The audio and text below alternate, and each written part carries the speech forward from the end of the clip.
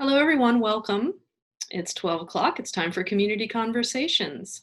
My name is Courtney Shaw. I'm the facilitator of our presentation series, and I'm very pleased to continue our series on big ideas with the Fighting Smelt this week. So you all will get to see a debate in action from our college debate team here.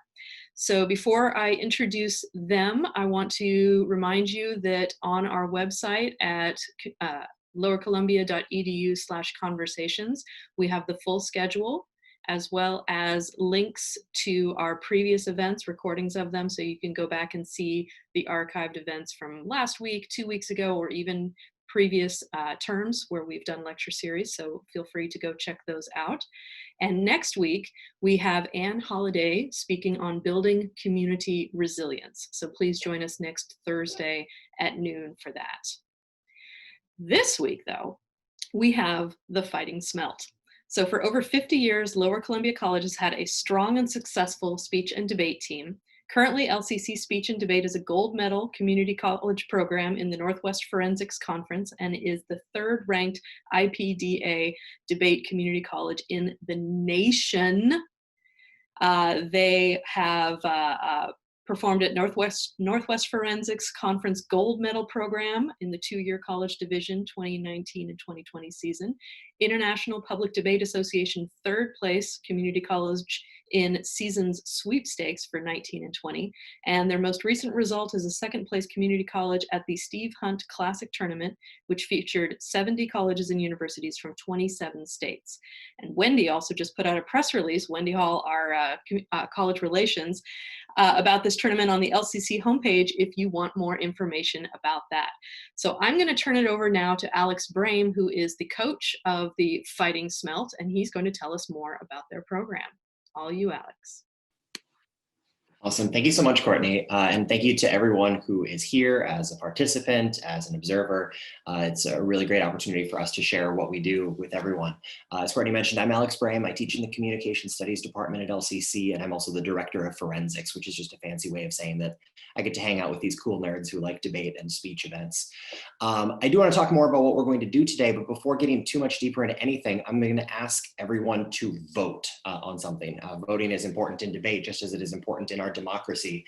And in order to get a little bit better understanding of what happens in today's debate, I think it's really important that we first poll what everyone thinks about the topic that we're going to be debating before we actually do the debate. So the resolution that we're going to be talking about today is Puerto Rico statehood. Specifically, Puerto Rico should become a US state. I want to give everyone an opportunity to weigh in and share what you think about that topic right now. There are 2 different ways that you can vote. The first one is by text. If you text LCC Smelt 294 to the phone number 37607, that will initiate voting, and then you can follow up, send a second text where you either respond just with the letter A, which means yes, Puerto Rico should become a state, B, no, Puerto Rico should not become a state, or C, I'm unsure. If you would rather not vote by text, there is another option. You can vote online. I've listed the web address at the bottom there. I'll also go ahead and I think, Courtney, can I post that in the chat? Doesn't look like I have the ability to chat. At any rate, I trust that people know how to type in letters and go to an address. So go to pollev.com/LCC-Smelt294. You'll have the opportunity to vote. So either way, please do vote. We want to know where people are at as this gets started. And if you don't know a whole lot about this topic, certainly don't worry about saying I'm unsure. A lot of people are unsure about a lot of topics, and it's okay to say that. This is completely anonymous. No one's going to see your name associated with your response. We just want to get a sense of where the audience broadly is at before we get started here today. So I'll leave that up for just a moment longer and maybe start digging a little bit more into our team's history. As Courtney mentioned, there has been a speech and debate program at LCC dating back to 1968. And so we've existed for a little bit over 50 years. I would be remiss if I didn't mention that for about 40 of those years, we were coached by a juggernaut, Mike Dugas, who unfortunately passed away just a couple of years ago. And I've been lucky enough to inherit this program that already really was a giant before I even came here. So I feel like a big part of my job is just being a steward and continuing on that tradition that already existed. I'm gonna go ahead and move on to another slide, but if people do need clarification about that voting mechanism, I guess post that in the question section. We can hopefully get that cleared up. So in terms of some of those recent accolades, Courtney already mentioned all this stuff, so I'm going to go through it fairly quickly. Within our conference, the Northwest Forensics Conference, last season, our team was incredible. And I think this is relevant to talk about today because both of the debaters that you're going to get to see today were on that team. Both Molly and Alinka were part of our 2019-2020 gold medal program team, which basically meant that this team placed at the top among the community colleges in our conference, which represents Oregon, Washington, Idaho, Montana, Utah, and Alaska. So basically the best speech and debate program in that region. Getting ahead of myself with the third best thing. This was our really exciting result from last year. IPDA is the format of debate that we participate in and that you're going to be able to watch a round of today. It stands for International Public Debate Association, and among all of the community colleges in the nation who participate in this format of debate, this squad from last year finished third, only behind a community college in Shreveport, Louisiana, and another one in Texas. So it was a really exciting result for us to come away with that. As far as our current team, we're just getting started with our season. We've only had a couple of tournaments to start the year, and we have 8 students currently participating. That is a mix of some people who are returning from last year, as well as new students who are just participating in speech and debate events for the first time. And what is really interesting, as all the rest of us are similarly adjusting to the new normal and the new reality of our work and personal lives, this team is competing in fully online tournaments, which has been a really interesting adjustment. So what you're going to see from Molly and Alinka today is actually what they largely do in competition, is delivering their side of debates remotely from their homes and against opponents who are somewhere completely different. So it is a really interesting reality to adjust to. As far as this relating to the topic for community conversations this quarter, Big Ideas is really just the perfect theme for the Fighting Smelt, because I feel like every time we go to a tournament, every round of debate, we are on some level engaging with big ideas. And so it is really exciting to share that craft with our campus community who has been so supportive of us over the last several years. So let me briefly introduce the debaters. As I've already dropped Molly and Alinka's names, but I think it's important to recognize that this was very much a team effort. At our team practices this week, we had an affirmative side of our team working on one case. We had a negative side working on another case. So these are all of the students. I'm not going to read through every single name and give a detailed introduction of every single person, but Molly Mahoney is going to be representing the affirmative today. Alinka Slabu is going to be representing the negation today. So I'll just give a little bit of a sort of speech and debate bio for each of them. Molly is in her second year on our team and is adjusting to a new sort of leadership role, becoming that senior leader at a community college. That happens very quickly because people are generally not around on the team very long.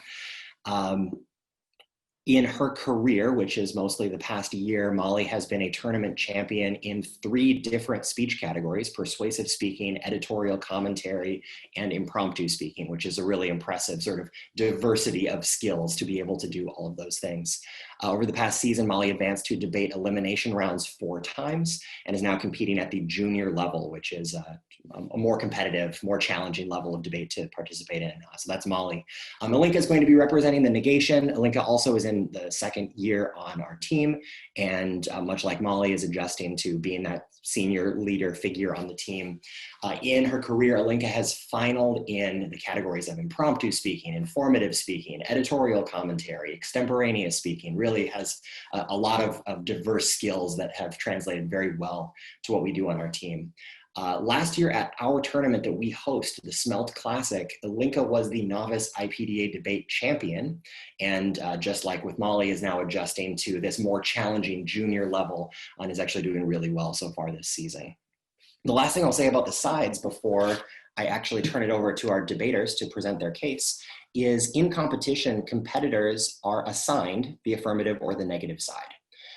And then they are presented with a resolution.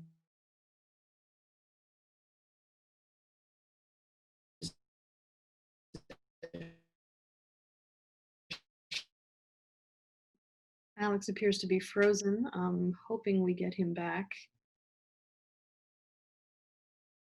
I'm not sure what happened. Hurting and still recovering from hurricanes and poverty, and they have like nearly half of their nation is in poverty. That would be really, really difficult and frankly improbable at best. It would be much easier and much more beneficial to make Puerto Rico into a US state so that they have a lot of the resources that the United States can offer them. Onto my opponent's refutations to my own contentions. About my first contention, she mentioned that the cause of it is America. Well, if we make Puerto Rico a state, America is going to really help and be obligated to help them with their debt issues, with their poverty issues. And as for my second contention, she mentioned that independence is an alternate option.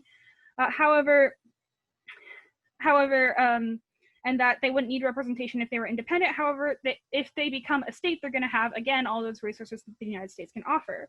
And then as for my third contention, she said that it's a little bit hazy about whether or not Puerto Ricans actually want to become a state. The thing is, it's not hazy. We have this randomized poll of people who both did and did not boycott the official vote. And over 50% of them are saying they do want to become a state. Puerto Ricans want to be part of the U.S. as a state rather than what they are now. And I urge a vote yes. Thank you. Okay, let me set my timer.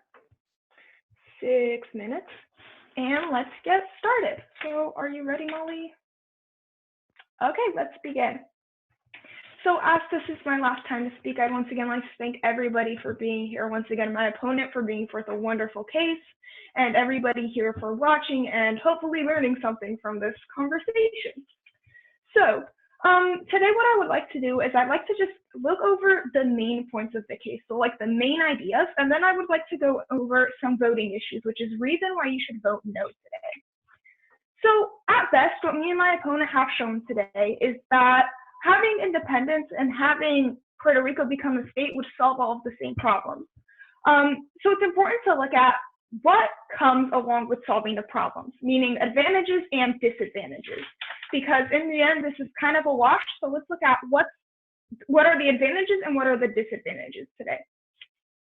So our first advantage and our first voting issue is going to be root of the problem. What we realize here is that Puerto Rico has been under America's control for quite some time now, and America has had every single chance to fix their economy, and they have chosen not to repeatedly. So what we see is now that if Puerto Rico becomes a state, they will have an obligation to do this, meaning that corners will be cut, and frankly, they won't give in their full effort, because if they actually wanted to fix something, they would have done it by now. Moving on from this, we see that the other problem that would arise is this indigenous population that exists in Puerto Rico. Once again, I like to hit on this number. 61% of the population considers themselves to be indigenous. And all of these people are put at risk. And I agree, our resolution doesn't say that this will be a repeat of Hawaii, but who's to say it won't be? There are very, very likely chances that they will be, because once again, we're having a bigger country practically colonize a smaller country state, and go in and actually try to solve their problems. So what we're seeing here is the fact that the root of the problem stems from America. So why not try to fix this by getting America out of the picture altogether? Which brings me into my second voting issue today, which is the economy. So both of our cases focus centrally around the economy and what's going to happen if Puerto Rico becomes a state and what's going to happen if they become independent. What I'd like to point out is that whenever we have America in the picture in this scenario, we risk losing that indigenous population and we risk making things worse. My opponent keeps hitting on this point that it's very improbable that they will build up their country from scratch when they don't have all the resources or when they are in such debt.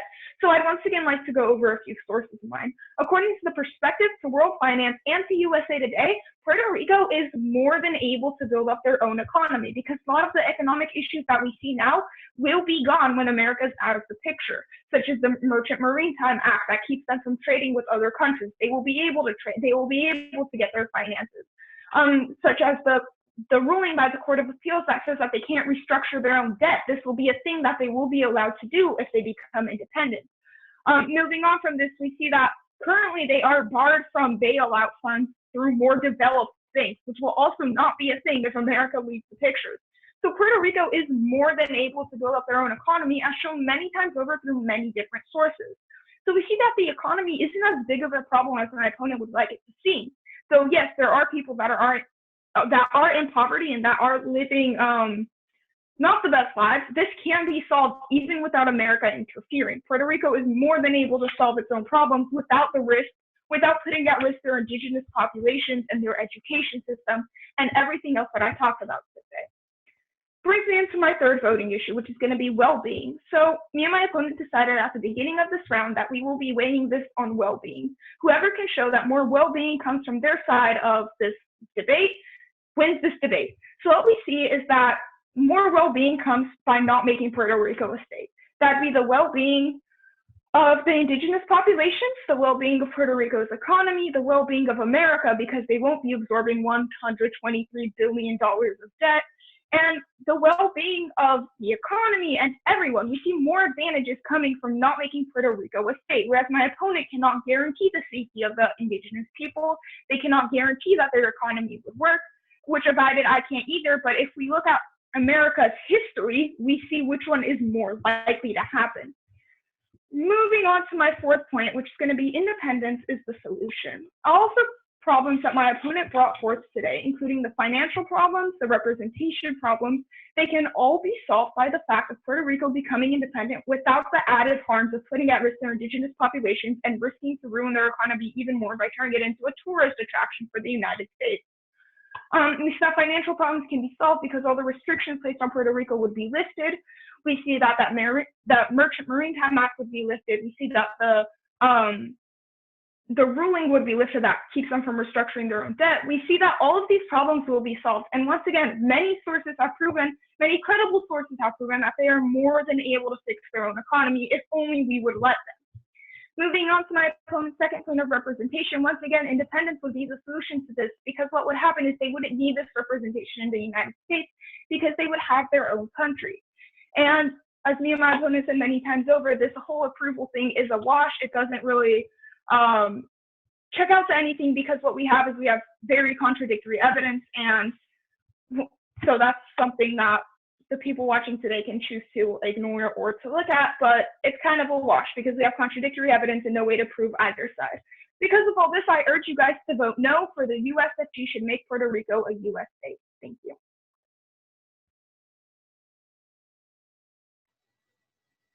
All right.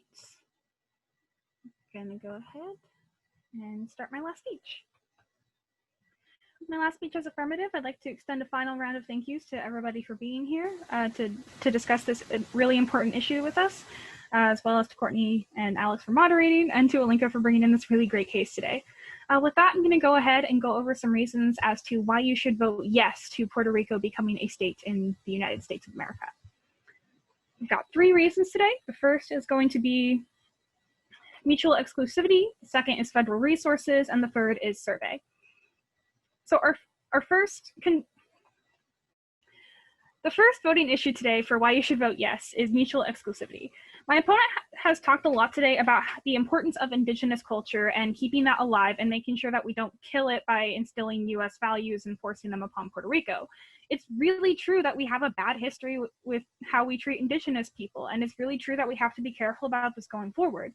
However, there is nothing in the resolution that states that we're going to continue to be as indelicate and terrible as we have been in the past. In making Puerto Rico a state, we are hopefully and we can use the lessons that we have learned from the past to make sure that we treat people better going forward when making a new state. We can work with the indigenous people of Puerto Rico. We can ask indigenous people stateside how it is that we can work to make a state that's really great for everybody, and make sure that we create one of the best US states we've ever had. That doesn't involve some of the same mistakes that we have made in the past. So because none of this is mutually exclusive with the resolution, and because this can work with the affirmative case, this falls to the affirmative, because we can use all this knowledge we have from the past to create a really, really good state that's good for everybody. And then on to the second voter today, which is federal resources. By making Puerto Rico a state rather than making them independent or sticking with the status quo, they're going to have access to a lot more federal resources. This is going to help them pay off their debt, and it can also help with lifting people out of poverty, adding more jobs, and we're going to be able to give them guidance in their government and everything, which we couldn't do if they were to become independent. Creating a new nation has got to be really, really hard, and making it a state with resources that they already have that they already are connected to, even if they can't necessarily use them yet since they are not a state, then we're going to allow them to more smoothly transition into the next stage of existence as Puerto Rico. And on to the last voter today, which is the survey. My opponent keeps saying that the evidence we have is contradictory about whether or not Puerto Ricans want to be a state. However, there's nothing contradictory here at all. A lot of people boycotted the vote that my opponent has talked a lot about. People did not boycott the poll that I brought in, which is a randomized sample of people in Puerto Rico, saying that over half of the population wants to become a state. This is not contradictory, it's just about who actually took the poll. So that's why you should vote yes. Thank you. Awesome. Thank you so much to both of our debaters today. I know that everyone is silenced and can't actually applaud. So I will just sort of say their applause on their behalf. I'm sure that everyone is super impressed. We have just a little bit of time left where I want to start as quickly as possible, just to make sure as many people can participate in our version of democracy as possible, is we want to take a post-debate vote and see how and if at all people's opinions have changed now that they've heard Molly and Alinka talk through this complicated issue. So the voting procedures are exactly the same as before. I'm asking that everyone, whether you voted the first time or not, please either vote by text by texting LCC Smelt 294 to the phone number 37607, and then follow that up with a second text where you either respond A, yes, Puerto Rico should become a state, B, which represents no, Puerto Rico should not become a state, or C, which represents I'm still not sure. If you would rather vote online, go to pollev.com/LCC Smelt 294, and then it's as simple as just clicking the box that you want to respond to. And I see that Courtney has put that back in the chat, so we can maybe move away from this. I think now would be a good opportunity to start opening up the floor to some questions. I'm going to be monitoring those responses as they come in. But if people want to type into the Q&A section, specifically questions for Molly and Alinka, and I can field a couple questions if they happen to be more relevant to me, but in particular, I think right now questions for the debaters would be most interesting and most insightful. Okay, thank you very much. Sorry I disappeared there for a while. I had an unstable internet connection. Hopefully I'm good now. But before, while we're waiting to see if anything comes in on the Q&A, I wanted to ask if a student is interested in taking part in debate, how do they go about doing that? I do have a slide for that, so I'm going to navigate away from the instructions here. Hopefully everyone has had a chance to figure out how you should vote. And let me just go ahead and skip ahead here to that. If you're interested in learning a bit more about our team, first of all, feel free to just send me an email. I am primarily working remotely from home, so my office phone is not a good way to get in touch with me, but my email I will be responding to regularly, so abrehm@lowercolumbia.edu. We also have a club webpage, so if you go to the LCC webpage, navigate to student life, to the clubs and orgs page, there is a page for the speech and debate team, which has some basic information about our team and our meeting schedule. Speaking of our meeting schedule, we do meet every Monday and Wednesday remotely over Zoom. And from that clubs and orgs page, you can find a link to that Zoom. So if you're interested in attending one of our meetings, you can just pop in. You don't need to tell us that you're coming. All of those meetings are open to any LCC students. And I also wanted to plug, we are going to be hosting our annual Smelt Classic Speech and Debate Tournament this December. This year it falls on December 4th through 6th. It's actually the weekend before finals for LCC students. It is going to be a remote tournament this year. It's happening online. So basically send me an email if you're interested in sitting in on rounds. I wish I could just say, hey, pop by the Rose Center for the Arts and I'll show you where a round is, but it's a little bit more complicated this year. So if you're interested in observing an actual competition, that's one viable time when that's happening. And just let me know if you're interested. We'll get you signed up. I think that's all I have about getting involved with the team. Okay, thank you very much. We've got one person asking if there's a problem with the website there. I'm not seeing it. It's popping up okay for me, but if anybody else is oh no, there it's gone. Okay, that's weird. Here I am trying to be all helpful with the technology, and I'm the one with all the technological problems. So yeah, I don't know what to do about that. Okay, I hope people got in to vote. Alex, did people get in to vote? And take a look. It does look like we have plenty of votes. Okay, good. Okay.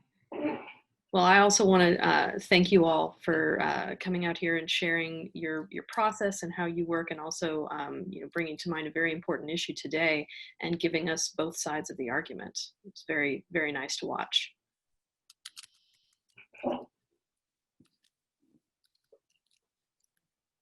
I very nearly have the results finalized, so I can share them with you. I guess I'll just kind of pontificate here for a moment. I do think, debate, especially when we get to this stage in contentious presidential elections, tends to get a bad name. And if people have recently watched a presidential or vice presidential debate that left you feeling kind of icky, I promise that's not what we do. So if you are a student who is potentially interested in getting involved, what Molly and Alinka just did was a very good example of what collegiate debate looks like. It is civil discourse that engages with tough questions and tries to identify solutions and doesn't involve ad hominem attacks or name calling. And that's why we all love it and why we keep coming back to it. Yay, debate. Debate is good. Are there any questions, Courtney, for the competitors? Nothing popping up. Looks like you all explained yourself beautifully. Cool. So let me go ahead and go back to our presentation. So just as a reminder, what we had in terms of our pre-debate poll, we had 40% for yes, 20% for no, 40% for unsure. Our post-debate results are a little bit juicier. We had 44% for yes and 44% for no, with 11% still unsure, perhaps newly unsure. What that means, and this is actually just, I'm tickled by this, it means that there was an increase on both of the sides that you just heard from and a significant decrease in people who were feeling unsure. So as a coach, I am just thrilled by that result. I do think that in a good evenly matched debate, you go back and forth on whether you agree with one side or the other. And it's really cool to see that both of our competitors were able to sway public opinion a little bit more to their side and away from not knowing much about the issue. That's really cool. Yes, I want to echo that a little bit and say I really appreciate the results here showing that people took to heart what you were arguing and came to some decisions, which is very nice. Okay, now we do have a question. We have time for one question here. Sean asks, Puerto Rico would be such a much smaller country than India. How could Puerto Rico actually be a self-sustaining country? Alinka, would you like to give your response, just because you were advocating for independence, and I can give my feedback too if you want. Okay, so let me find my paper. And once again, all of this, like all of the information that's coming at you right now, is going to be mostly from USA Today. There is some New York Times in there. So what is happening right now is the fact that it was ruled on July 9th of 2015 by the Court of Appeals that they can't restructure their own debt. So they have very little control over their own economy right now. And they are barred from bailout funds. So when it comes to building up their own economy, we see that most of the problems lie in the fact that they are a territory and that they can't do much. What we also see is that they don't trade with other countries, which is a problem because of that Merchant Maritime Act. So if they were to actually become independent, they would be able to have that trade and they would be able to be self-sustaining because they wouldn't rely on America for all imports, which they do now. And beyond this, they do have some businesses that are going right now, but they're mostly, I want to say, diluted by the huge US corporations that are in there. So most of the money that they're actually making, which is quite a bit, is actually going to US corporations and not to their own native economy. So mainly the idea that they're self-sustaining would come from the fact that they wouldn't have all of these restrictions on them, and they would be able to have more control over their own economy, and the businesses that they have would be plenty of times more profitable. I hope that makes sense. Linka's answer is much smarter than mine. I'll just add one more thing, which is that I think every country is smaller than India. So it As a historian, I can say there's one exception to that. don't work. You're right on every other nation but China, so yes. Well, thank you very much for all of your hard work putting into showing us how this works, but also in tackling the issue as well. I want to thank Alex, I want to thank Molly, I want to thank Alinka, and I want to thank all our audience members. So claps to you as well. And please come join us again next week. Have a great day, everybody.